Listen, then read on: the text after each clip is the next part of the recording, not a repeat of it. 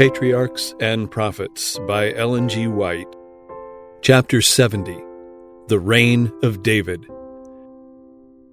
As soon as David was established on the throne of Israel, he began to seek a more appropriate location for the capital of his realm. 20 miles from Hebron, a place was selected as the future metropolis of the kingdom. Before Joshua had led the armies of Israel over Jordan, it had been called Salem. Near this place, Abraham had proved his loyalty to God. 800 years before the coronation of David, it had been the home of Melchizedek, the priest of the Most High God. It held a central and elevated position in the country and was protected by an environment of hills. Being on the border between Benjamin and Judah, it was in close proximity to Ephraim and was easy of access to the other tribes. In order to secure this location, the Hebrews must dispossess a remnant of the Canaanites, who held a fortified position on the mountains of Zion and Moriah. This stronghold was called Jebus, and its inhabitants were known as Jebusites. For centuries, Jebus had been looked upon as impregnable, but it was besieged and taken by the Hebrews under the command of Joab, who, as the reward of his valor, was made commander-in-chief of the armies of Israel. Jebus now became the national capital, and its heathen name was changed to Jerusalem. Hiram, king of the wealthy city of Tyre, on the Mediterranean Sea, now sought an alliance with the king of Israel, and lent his aid to David in the work of erecting a palace at Jerusalem. Ambassadors were sent from Tyre, accompanied by architects and workmen, and long trains laden with costly wood, cedar trees, and other valuable material. The increasing strength of Israel in its union under David, the acquisition of the stronghold of Jebus, and the alliance with Hiram, king of Tyre, excited the hostility of the Philistines, and they again invaded the country with a strong force, taking up their position in the valley of Rephaim, but a short distance from Jerusalem. David, with his men of war, retired to the stronghold of Zion to await divine direction. And David inquired of the Lord, saying, "Shall I go up to the Philistines? Wilt thou deliver them into mine hand?" And the Lord said unto David, "Go up, for I will doubtless deliver the Philistines into thine hand." David advanced upon the enemy at once, defeated and destroyed them, and took from them the gods which they had brought with them to ensure their victory. Exasperated by the humiliation of their defeat, the Philistines gathered a still larger force and returned to the conflict. And again they spread themselves in the valley of Rephaim. Again David sought the Lord, and the great I Am took the direction of the armies of Israel. God instructed David, saying, "Thou shalt not go up, but fetch a compass behind them, and come upon them over against the mulberry trees. And let it be, when thou hearest the sound of a going in the tops of the mulberry trees, that then thou shalt bestir thyself, for then shall the Lord go out before thee to smite the host of the Philistines." If David, like Saul, had chosen his own way, success would not have attended him. But he did as the Lord had commanded, and he smote the host of the Philistines from Gibeon even to Gezer. And the fame of David went out into all lands, and the Lord brought the fear of him upon all nations. 1 Chronicles 14, verses 16 and 17. Now that David was firmly established upon the throne and free from the invasions of foreign foes, he turned to the accomplishment of a cherished purpose, to bring up the ark of God to Jerusalem. For many years the ark had remained at Kirjath-Jearim, 9 miles distant, but it was fitting that the capital of the nation should be honored with the token of the divine presence. David summoned 30,000 of the leading men of Israel, for it was his purpose to make the occasion a scene of great rejoicing and imposing display. The people responded gladly to the call. The high priest, with his brethren in sacred office, and the princes and leading men of the tribes assembled at Kirjath-jearim. David was aglow with holy zeal. The ark was brought out from the house of Abinadab and placed upon a new cart drawn by oxen, while 2 of the sons of Abinadab attended it. The men of Israel followed with exultant shouts and songs of rejoicing, a multitude of voices joining in melody with the sound of musical instruments. David and all the house of Israel played before the Lord on harps and on psalteries and on timbrels and on cornets and on cymbals. It had been long since Israel had witnessed such a scene of triumph. With solemn gladness, the vast procession wound its way along the hills and valleys toward the holy city. But when they came to Nachon's threshing floor, Uzzah put forth his hand to the ark of God and took hold of it, for the oxen shook it. And the anger of the Lord was kindled against Uzzah, and God smote him there for his rashness, and there he died by the ark of God. A sudden terror fell upon the rejoicing throng. David was astonished and greatly alarmed, and in his heart he questioned the justice of God. He had been seeking to honor the ark as the symbol of the divine presence. Why then had that fearful judgment been sent to turn the season of gladness into an occasion of grief and mourning? Feeling that it would be unsafe to have the ark near him, David determined to let it remain where it was.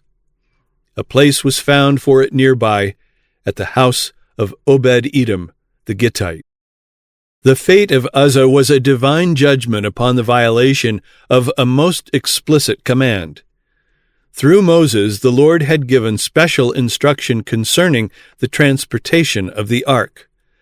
None but the priests, the descendants of Aaron, were to touch it, or even to look upon it uncovered.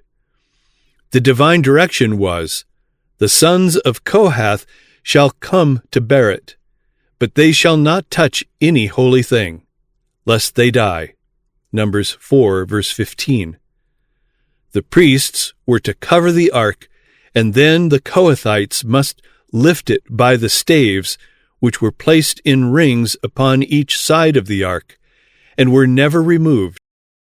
To the Gershonites and Merarites, who had in charge the curtains and boards and pillars of the tabernacle, Moses gave carts and oxen for the transportation of that which was committed to them. But unto the sons of Kohath he gave none, because the service of the sanctuary belonging unto them was that they should bear upon their shoulders. Numbers 7, verse 9. Thus, in the bringing of the ark from Kirjath-jearim, there had been a direct and inexcusable disregard of the Lord's directions. David and his people had assembled to perform a sacred work, and they had engaged in it with glad and willing hearts. But the Lord could not accept the service, because it was not performed in accordance with his directions. The Philistines, who had not a knowledge of God's law, had placed the ark upon a cart when they returned it to Israel, and the Lord accepted the effort which they made. But the Israelites had in their hands a plain statement of the will of God in all these matters, and their neglect of these instructions was dishonoring to God. Upon Uzzah rested the greater guilt of presumption. Transgression of God's law had lessened his sense of its sacredness, and with unconfessed sins upon him, he had, in face of the divine prohibition, presumed to touch the symbol of God's presence. God can accept no partial obedience, no lax way of treating his commandments. By the judgment upon Uzzah, he designed to impress upon all Israel the importance of giving strict heed to his requirements. Thus, the death of that one man, by leading the people to repentance, might prevent the necessity of inflicting judgments upon thousands. Feeling that his own heart was not wholly right with God, David, seeing the stroke upon Uzzah, had feared the ark, lest some sin on his part should bring judgments upon him. But Obed-Edom, though he rejoiced with trembling, welcomed the sacred symbol as the pledge of God's favor to the obedient. The attention of all Israel was now directed to the Gittite and his household. All watched to see how it would fare with them. And the Lord blessed Obed-Edom and all his household. Upon David, the divine rebuke accomplished its work.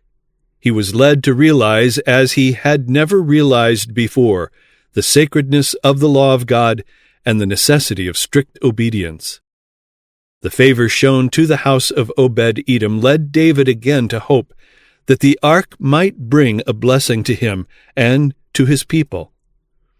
At the end of 3 months, he resolved to make another attempt to remove the ark, and he now gave earnest heed to carry out in every particular the directions of the Lord. Again, the chief men of the nation were summoned, and a vast assemblage gathered about the dwelling place of the Gittite. With reverent care, the ark was now placed upon the shoulders of men of divine appointment. The multitude fell into line, and with trembling hearts the vast procession again set forth. After advancing 6 paces, the trumpets sounded a halt. By David's direction, sacrifices of oxen and fatlings were to be offered. Rejoicing now took the place of trembling and terror.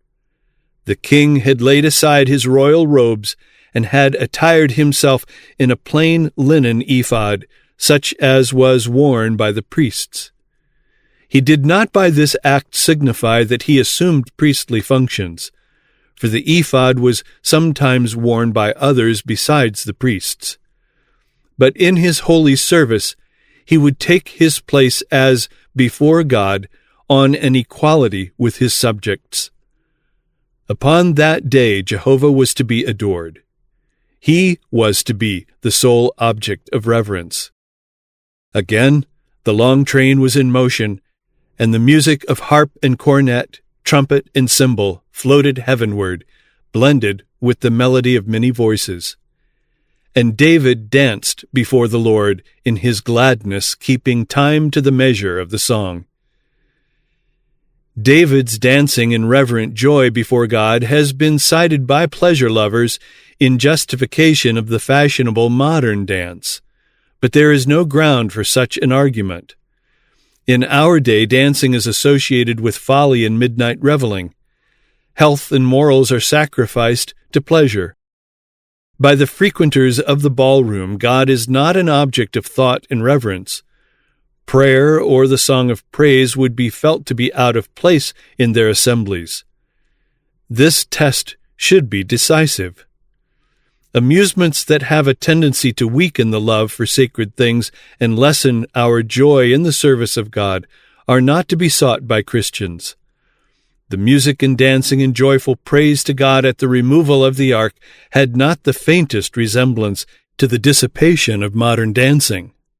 The one tended to the remembrance of God and exalted his holy name. The other is a device of Satan to cause men to forget God and to dishonor him.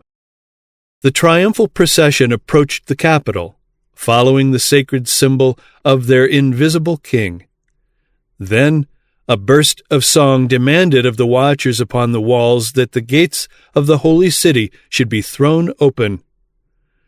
Lift up your heads, O ye gates, and be ye lift up, ye everlasting doors, and the King of glory shall come in. A band of singers and players answered, Who is this King of glory? From another company came the response, The Lord, strong and mighty, the Lord mighty in battle." Then hundreds of voices, uniting, swelled the triumphal chorus. "Lift up your heads, O ye gates, even lift them up, ye everlasting doors, and the King of glory shall come in." Again the joyful interrogation was heard, "Who is this King of glory?" And the voice of the great multitude, like the sound of many waters, was heard in the rapturous reply, "The Lord of hosts, he is the King of glory." Psalm 24, verses 7 through 10. Then the gates were opened wide, the procession entered, and with reverent awe the ark was deposited in the tent that had been prepared for its reception. Before the sacred enclosure, altars for sacrifice were erected. The smoke of peace offerings and burnt offerings, and the clouds of incense with the praises and supplications of Israel ascended to heaven. The service ended, the king himself pronounced a benediction upon his people.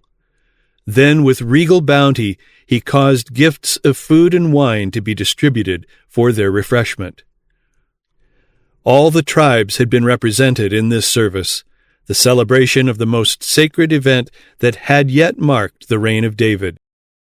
The spirit of divine inspiration had rested upon the king, and now, as the last beams of the setting sun bathed the tabernacle in a hallowed light, his heart was uplifted in gratitude to God that the blessed symbol of his presence was now so near the throne of Israel.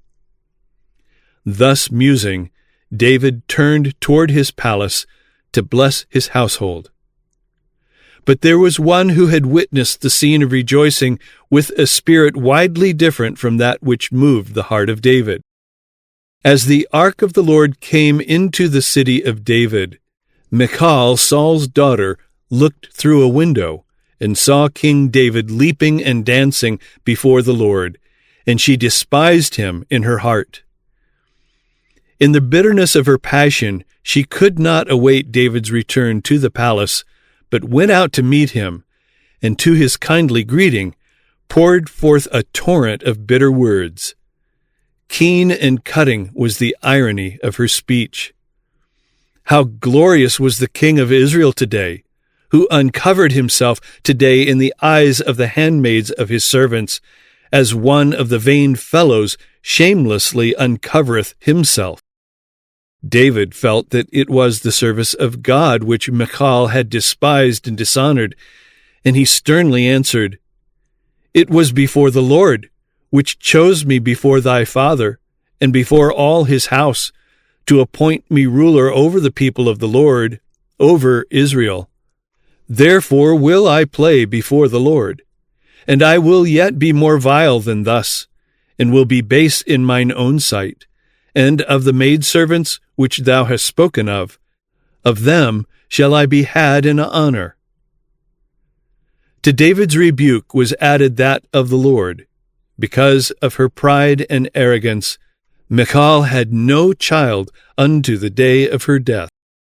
The solemn ceremonies attending the removal of the ark had made a lasting impression upon the people of Israel, arousing a deeper interest in the sanctuary service and kindling anew their zeal for Jehovah.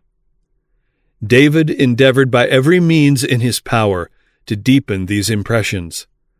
The service of song was made a regular part of religious worship, and David composed psalms not only for the use of the priests in the sanctuary service, but also to be sung by the people in their journeys to the national altar at the annual feasts. The influence thus exerted was far-reaching, and it resulted in freeing the nation from idolatry. Many of the surrounding peoples, beholding the prosperity of Israel, were led to think favorably of Israel's God, who had done such great things for his people. The tabernacle built by Moses, with all that appertained to the sanctuary service, except the ark, was still at Gibeah. It was David's purpose to make Jerusalem the religious center of the nation. He had erected a palace for himself, and he felt that it was not fitting for the ark of God to rest within a tent. He determined to build for it a temple of such magnificence as should express Israel's appreciation of the honor granted the nation in the abiding presence of Jehovah, their king. Communicating his purpose to the prophet Nathan, he received the encouraging response, "Do all that is in thine heart, for the Lord is with thee." But that same night the word of the Lord came to Nathan, giving him a message for the king. David was to be deprived of the privilege of building a house for God, but he was granted an assurance of the divine favor to him, to his posterity, and to the kingdom of Israel.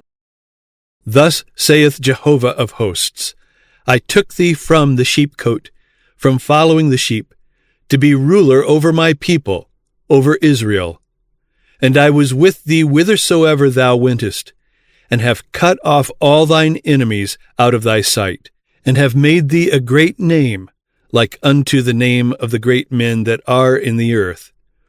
Moreover, I will appoint a place for my people Israel, and will plant them, that they may dwell in a place of their own, and move no more.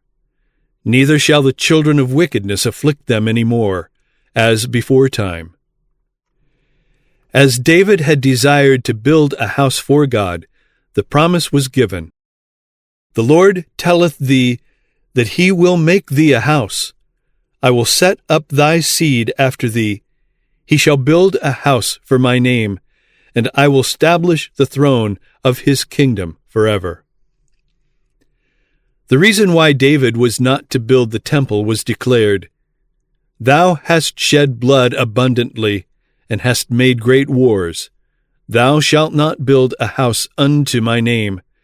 Behold, a son shall be born to thee, who shall be a man of rest, and I will give him rest from all his enemies. His name shall be Solomon, meaning peaceable. And I will give peace and quietness unto Israel in his days. He shall build a house for my name. 1 Chronicles 22, verses 8 to 10. Though the cherished purpose of his heart had been denied, David received the message with gratitude. Who am I, O Lord God? He exclaimed, and what is my house that thou hast brought me hitherto? And this was yet a small thing in thy sight, O Lord God. But thou hast spoken also of thy servant's house for a great while to come. And he then renewed his covenant with God. David knew that it would be an honor to his name and would bring glory to his government to perform the work that he had purposed in his heart to do, but he was ready to submit his will to the will of God. The grateful resignation thus manifested is rarely seen, even among Christians. How often do those who have passed the strength of manhood cling to the hope of accomplishing some great work upon which their hearts are set, but which they are unfitted to perform? God's providence may speak to them, as did his prophet to David, declaring that the work which they so much desire is not committed to them. It is theirs to prepare the way for another to accomplish it. But instead of gratefully submitting to the divine direction, many fall back as if slighted and rejected, feeling that if they cannot do the one thing which they desire to do, they will do nothing.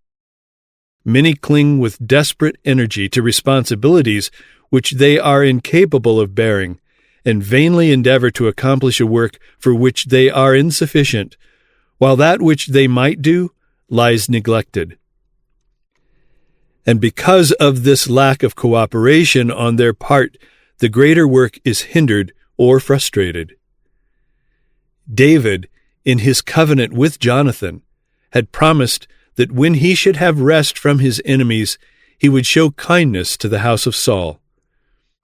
In his prosperity, mindful of this covenant, the king made inquiry, Is there yet any that is left of the house of Saul, that I may show him kindness for Jonathan's sake? He was told of a son of Jonathan, Mephibosheth, who had been lame from childhood. At the time of Saul's defeat by the Philistines at Jezreel, the nurse of this child, attempting to flee with him, had let him fall, thus making him a lifelong cripple. David now summoned the young man to court and received him with great kindness. The private possessions of Saul were restored to him for the support of his household, but the son of Jonathan was himself to be the constant guest of the king, sitting daily at the royal table. Through reports from the enemies of David, Mephibosheth had been led to cherish a strong prejudice against him as a usurper. But the monarch's generous and courteous reception of him and his continued kindness won the heart of the young man. He became strongly attached to David, and like his father Jonathan, he felt that his interest was one with that of the king whom God had chosen. After David's establishment upon the throne of Israel, the nation enjoyed a long interval of peace. The surrounding peoples, seeing the strength and unity of the kingdom, soon thought it prudent to desist from open hostilities, and David, occupied with the organization and upbuilding of his kingdom, refrained from aggressive war.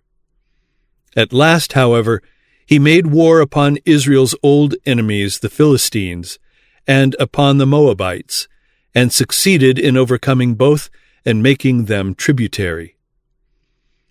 Then there was formed against the kingdom of David a vast coalition of the surrounding nations, out of which grew the greatest wars and victories of his reign, and the most extensive accessions to his power.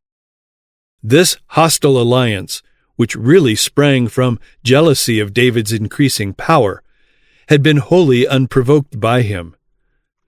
The circumstances that led to its rise were these. Tidings were received at Jerusalem announcing the death of Nahash, king of the Ammonites, a monarch who had shown kindness to David when he was a fugitive from the rage of Saul. Now, desiring to express his grateful appreciation of the favor shown him in his distress, David sent ambassadors with a message of sympathy to Hanun, the son and successor of the Ammonite king. Said David, I will show kindness unto Hanun the son of Nahash, as his father showed kindness unto me. But his courteous act was misinterpreted. The Ammonites hated the true God and were the bitter enemies of Israel. The apparent kindness of Nahash to David had been prompted wholly by hostility to Saul as king of Israel.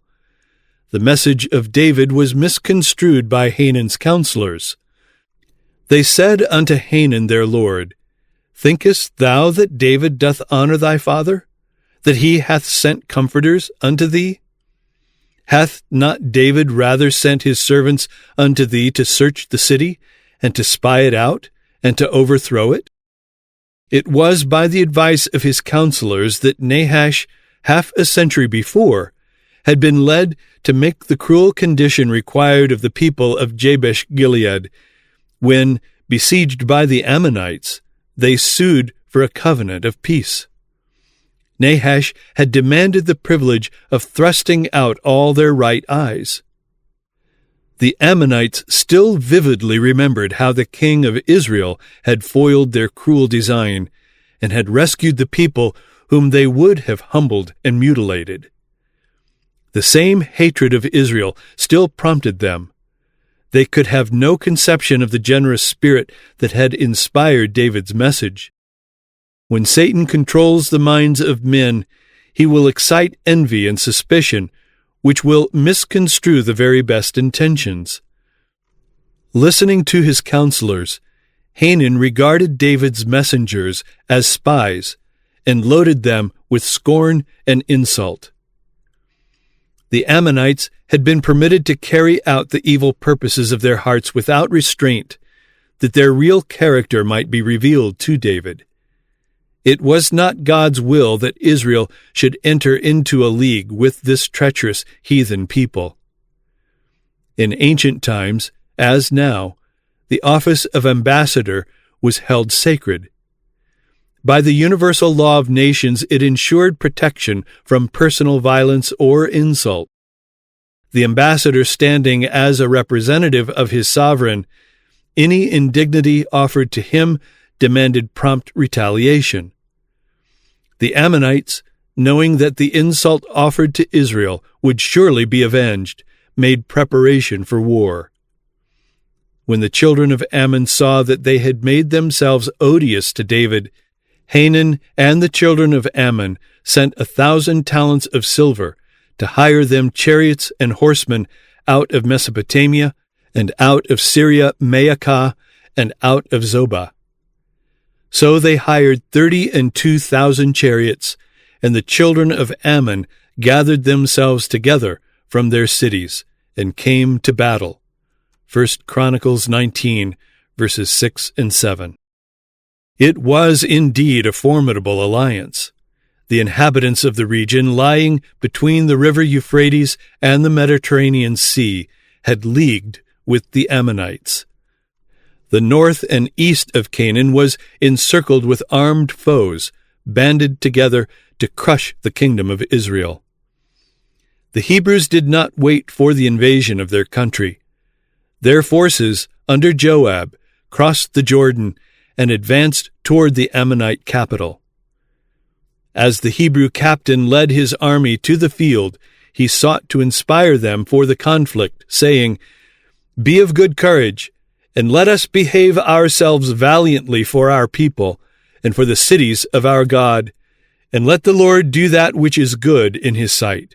1 Chronicles 19, verse 13.